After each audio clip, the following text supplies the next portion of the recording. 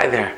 Are you considering installing Home Depot's Lifeproof flooring in your home? Well, guess what? You've came to the right place. Stick around. In this short 30-minute video, I'm going to show you everything you need to know to install this beautiful flooring from Home Depot in your entire home. Stick around. You won't want to miss this.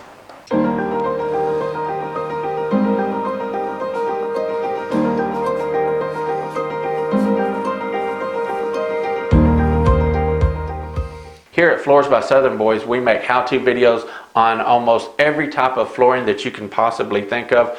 So if you are a homeowner, if you are an installer, if you are a DIY person just wanting to do something around your house there, and this type of thing interests you, you need some help, feel free to hit that subscribe button. Okay, so if you'll notice, I got me about 3 runs started right here. I will always start out with 3 or 4 runs in a floating floor, and it's not even close. I got it way away from the wall, and the purpose of that is after I get my first row done, I can come over here like this, and my body weight will actually hold the first run down as I'm working my second and third run to it. And I'm all the way against my wall here, which I'm fixing to adjust all of my adjustments on this back wall and on the end wall, because now up there I am ready to make a cut for my next few runs. So now that I'm ready to make a cut, I've got to get this all positioned just like it needs to go. So now I'm going to take, and also the purpose of starting out with 2 or 3 runs together, whenever I do slide it against the wall, it's really nice and solid, okay? It's not just one row held together by just the end joint right here. I got 3 rows that's all locked together. It's really nice and solid. I'm going to be able to slide this up against the wall. No issues with it coming apart or anything like that. So let's go ahead and take care of that right now. I'll get it slid up and I'll make my first couple of cuts here.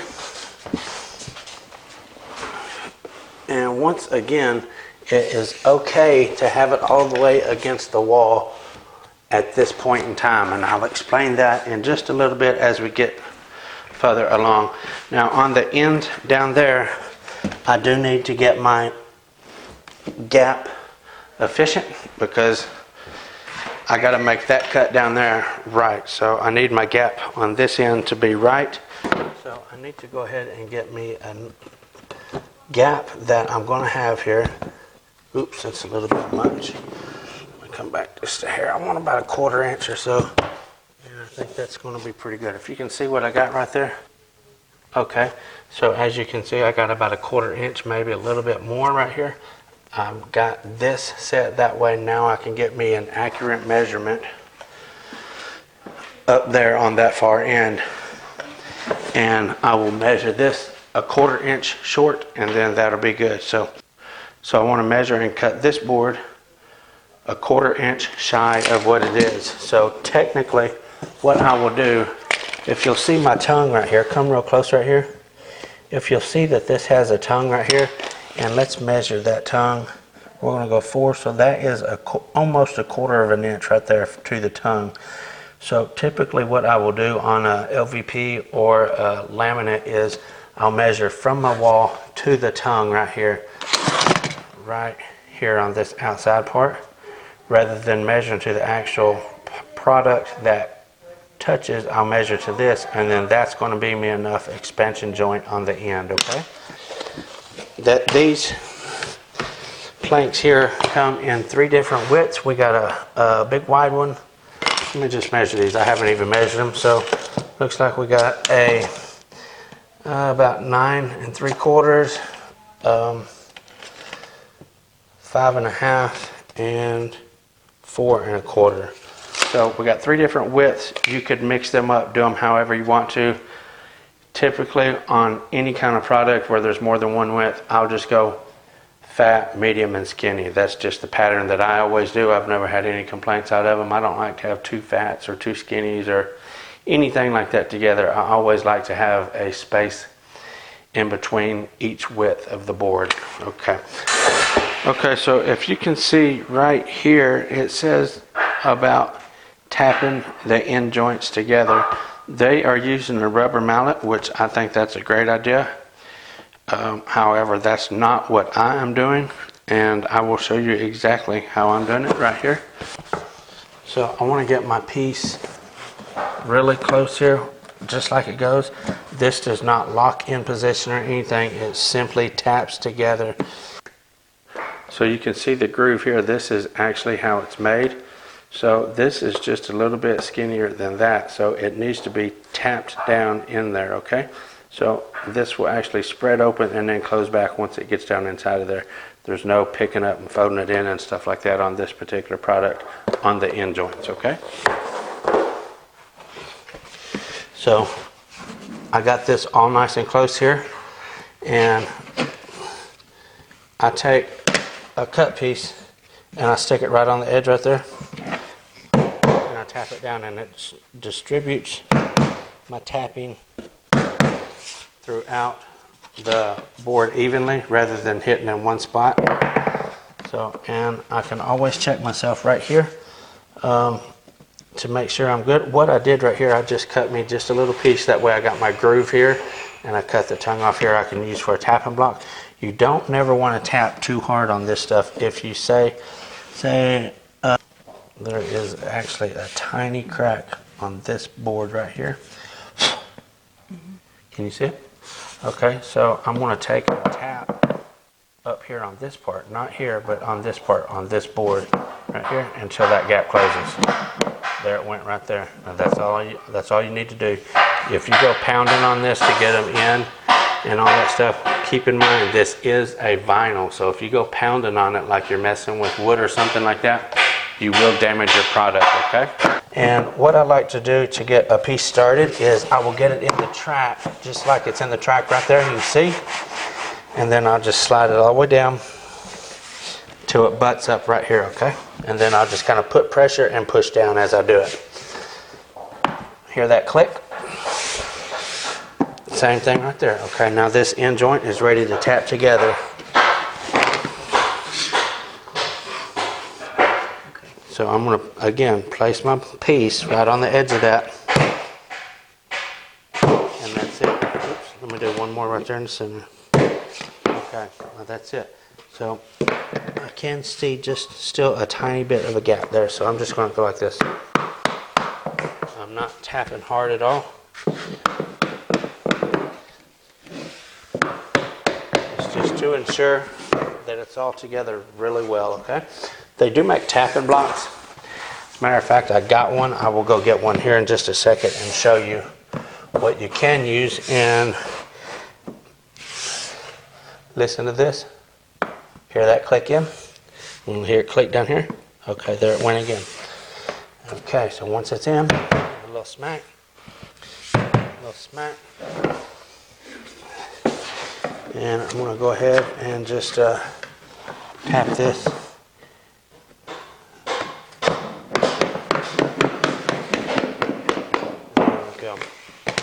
Now you guys have probably seen, if you've seen other LVP videos of mine, I say if you have to tap it in, you're not doing it properly. This product does require tapping in because of the groove there that I showed, okay? It don't just completely click all the way in.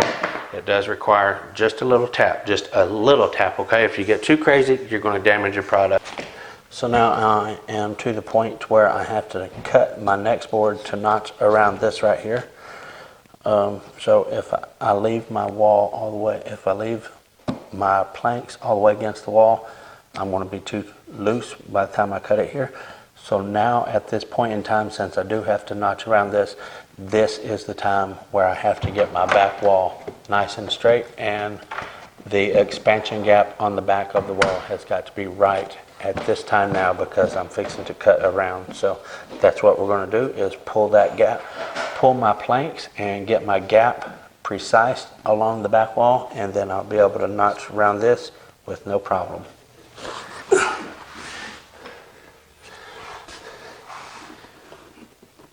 If you'll notice, as I'm prying this out, I'm right here on a seam in the in the paneling here. That way I know that there's going to be a 2x4 or a stud in the wall right there. So I got this end right now. I will come down here and pull this end out in the same position with my with my stud there. Okay. Now I have a nice gap all the way along there. So now I am free to go ahead and measure my boards. So how I want to do that is push it. First off, I want to get my end right here nice and straight with that. And if you'll see, what I have about a 1/4 inch gap from this wall to my plank, and that's exactly what I want to get my measurement. So I want to put my mark here, about a 1/4 inch short. And on the other side of my wall, put me a mark about a 1/4 inch short. And since I do have a 1/4 inch gap right here from my plank to my wall, if I just measure from here to my plank and mark it right there, and I have 2 3/8, so that is going to be, it's going to give me my exact measurement what I need there. Okay, so now I got my board marked out just like that. So now let's go outside and cut it. Okay, so in previous videos I've had people show concern about the way I use table saws. They say, oh, that's way too dangerous or whatever. This is the way that I do stuff. If you don't feel comfortable with it, by all means don't do it. Find other means to do it, okay? In these videos I only show the way that I do things. If you're not comfortable, by all means don't do it. Try something else, do something else, use a jigsaw or whatever you got to do, okay? I don't want anybody trying anything that they see me do and cause themselves to get hurt. And if you're comfortable, okay. If you're not comfortable or you're scared of it, don't do it, okay? This is just the way that I do things. So I'm going to make my cuts here and here, and then lower my board down on my blade.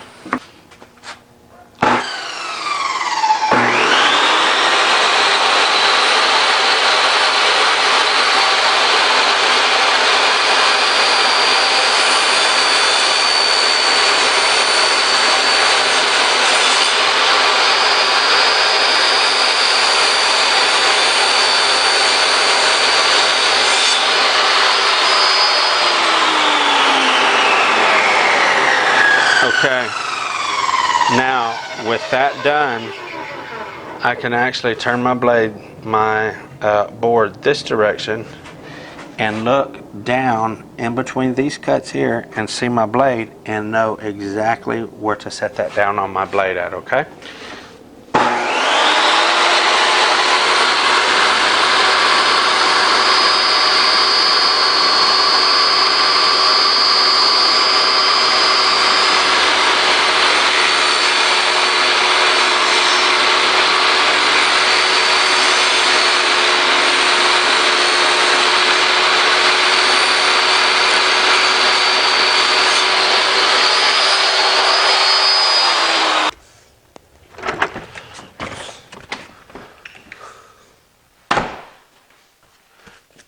Okay, so let's see how this fits here.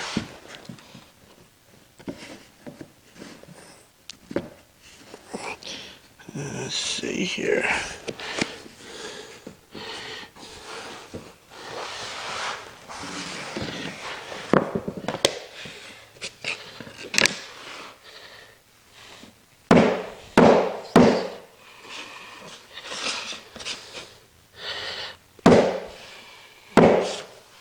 Okay.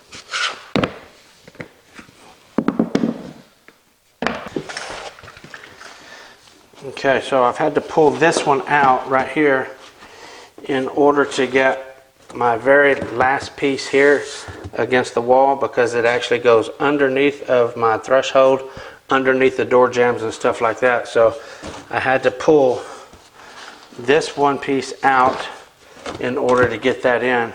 And let me show you how those will slide in and out right there, okay?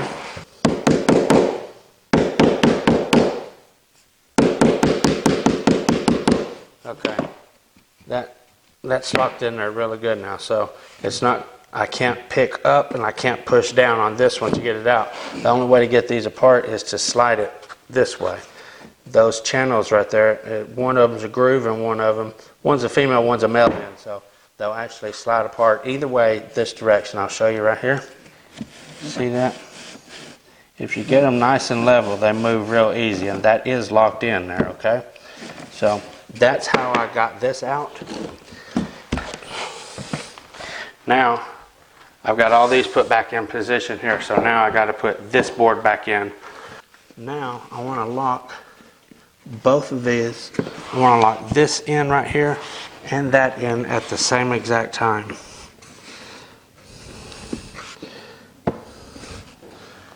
Okay.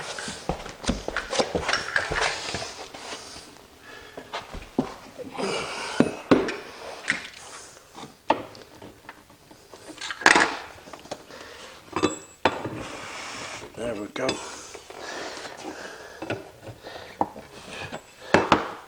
Okay, now with that done, I'm just going to lock everything in and put my body weight over here on this piece so I can snap it. Okay, so I believe that done it right there.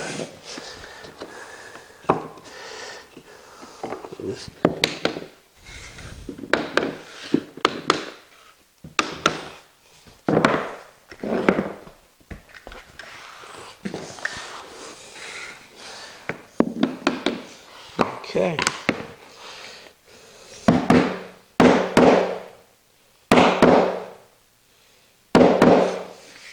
Alright, so that was what, get this one just a hair.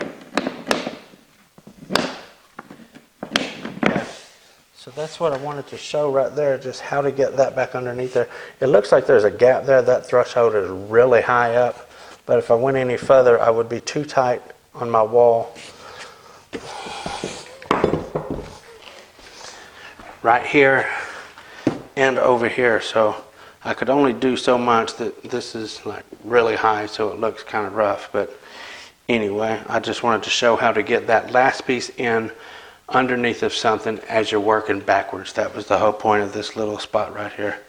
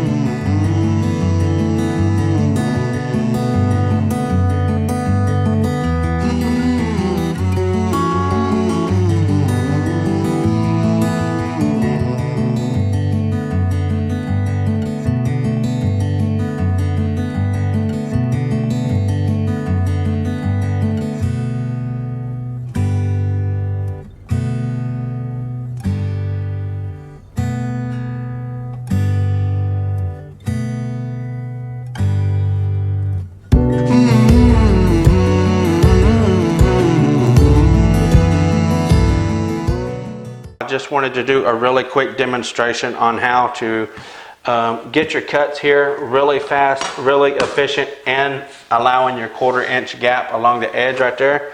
So what I want to do is turn my board around backwards, and anybody that does laminate, LVP or LVT or anything like that needs to have one of these little frameless squares. These things are super handy. So I got my board turned around backwards. I want to push it all the way up against the wall here. It's nice and tight against the wall. I'm going to take my framing square and line it up with this board that I have on top right here and slide it straight over until it lines up with the tongue on this bottom board right here. I don't want it to come all the way to the actual wood that butts. I want it to line up with the side of the tongue piece right there, okay? So if I just slide my framing square over till it lines up with that, mash it down, score it.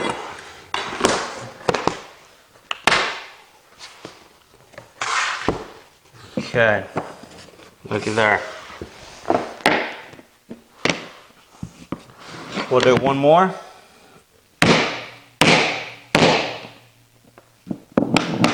Do one more real quick with the another skinny one there. So once again, I'm going to turn it around backwards, push it all the way against the wall, take my framing square, line it up, same as I did just a while ago with the tongue of my bottom piece right here. I'm going to line it with the edge of this tongue, okay? Once again, not the wood part, but the tongue, which is out here, okay? This part right there. All the way against the wall. Lined right here. Slide it over till I'm at the edge of my tongue.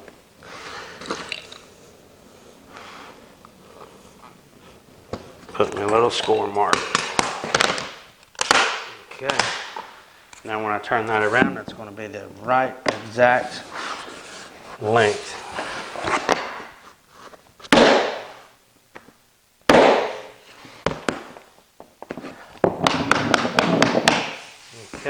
Okay, right here I want to make a point about this. This stuff does score and snap really easily, as you've already seen in the video. But whenever it comes to, let me turn this around and put a mark here. And by the way, I'm using a Sharpie marker because a pencil mark does not show up good. So I'm marking it right directly to the edge of my tongue right there versus the edge of the board right there, okay? So I'm marking it right there. And like I said, you can score and snap this unless you end up with just an inch, maybe 2 inches or 3 inches. The shorter the board gets, the harder it is to score and snap, okay? So if it's close to the edge like this, I am going to take it out and use the saw. And on your rip boards, anytime you're ripping a board down to go up to finish out next to the end of the wall, say I needed to take this board and just cut 3 inches down like this to finish up the wall, I don't believe you'll be able to score and snap that either, just because this is a pretty strong product. The inside of this product is actually made out of PVC, so it's really strong. Anyway, I will put a little teaser click right up here in the corner showing multiple ways to cut these products, okay? So if you have any questions on how to cut it or anything, feel free to watch that video, and I'll have a variety of different ways to make these cuts on this particular product. So I got to now cut this board, my next big wide board right here, and it's going to come out further than this wall. If it was straight to the wall, it would be not a problem at all, but I want to show you guys how I measure it to go around the wall. Always whenever I'm in a position like that, I keep my straight edge handy or another board that I can butt right up to the back of that. So what I'm going to do is I just butt this right to the back and make sure it's nice and straight with my existing board, just like so. Now I can take my measurements, bam bam, I can go like this and go to each side of this little wall, 31 1/8 and 34 3/8, and then I know that right along the back of this framing straight edge is where the edge of my board is going to be. So now I got a reference point to measure right here, and this will be 1 3/8 inches, okay? So I've already got this cut. I just wanted to show you how I done that, how I would take measurements when it was like that. This straight edge, by the way, is longer than any of the boards I'm working with. However, I could have used another board and just kind of stuck it, you know, locked it in just a couple inches here on the back. So long as I'm not dealing with something that comes way over here past the end of the board, I can always just take a board and lock it right in there. And this works the same way as the straight edge. Now I can do my same measurements, you know, bam bam, and then bam. Okay, so we are to the part that's probably most difficult for people to accomplish. And if you'll look right here, we're actually fixing to put the very last row in that goes up underneath of the toe kick right there of the cabinets. So I want to show how we get that underneath there effectively. So I already have all of my boards pre-cut to the right size. So I'm going to go ahead and put bins. I'm only working, this is probably about a 7-foot area right here, maybe 8 foot. I'm going to go ahead and put these together here.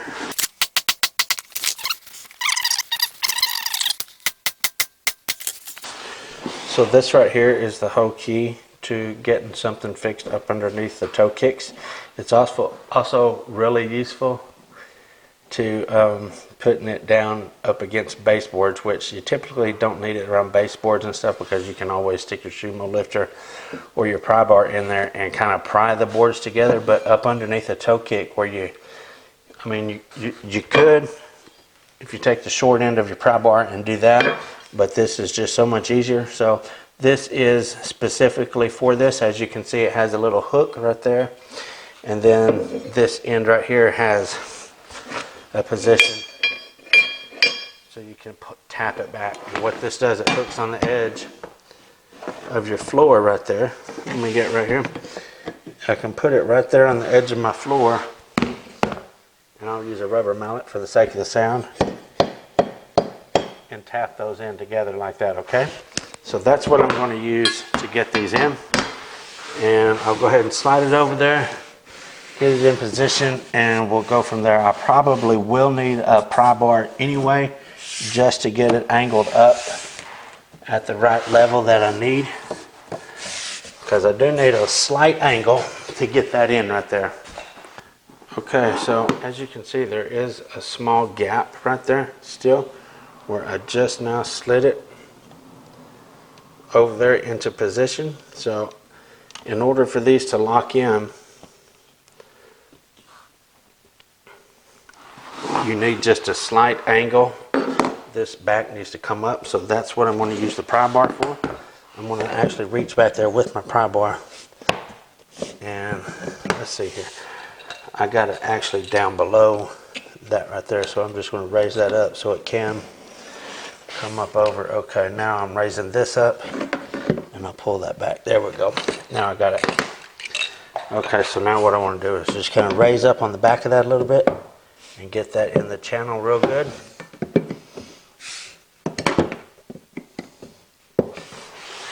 Now that I got it all in the channel here really good, it's not locked in yet.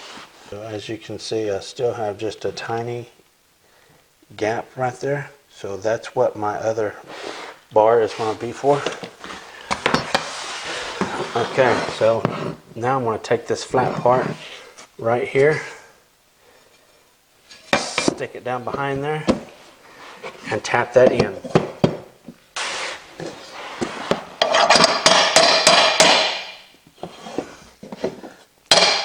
Sorry that that's a little loud, but that's how I got to do it. Rubber mallet was not working out so hot.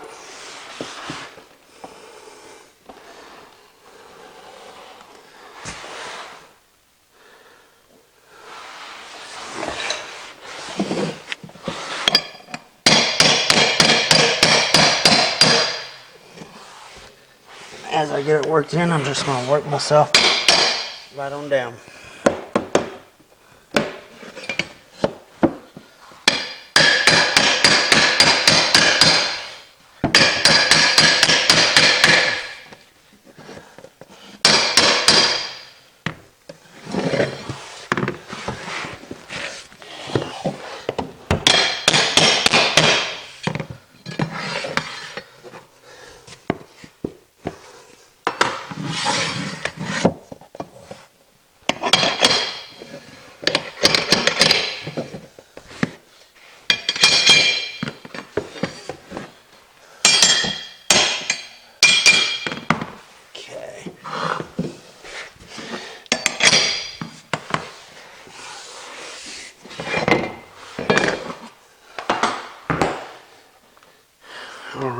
So let me just show that seam now. It is all locked in there, all nice and tight. If you do happen to see this particular kind right here, this is called a knucklehead. However, they do have a smaller version of them that are just regular tapping blocks for LVP and LVT, or LVP and laminate installation. This one right here is a bigger and heavy dutier one. So okay, so before we do a walkthrough of this job and let you guys see how beautiful these floors turned out, I just want to ask you guys a question. Have you ever installed this Lifeproof flooring from Home Depot before? If so, leave a comment down below. Tell me what you think about it. Tell me if you did like it, if you didn't like it. Tell me how durable you thought it was, how much garbage you thought it was. Just whatever you experienced on your installation, leave a comment down below. Tell me what you think about it, coming from your point of view. That way other people who see this can have an idea. If you would like to any questions answered, I answer 100% of all questions that come across this channel. Feel free to ask me anything you would like. I'll give you the best answer that I possibly can from my 27 years of experience in flooring. And if there's any topic or any flooring that you haven't seen on this channel and would like me to do something, a video, or discuss it or anything, just do any type of video on it, feel free to leave that in the comments as well, and we will get to that. We'll make a video tailored to your special needs.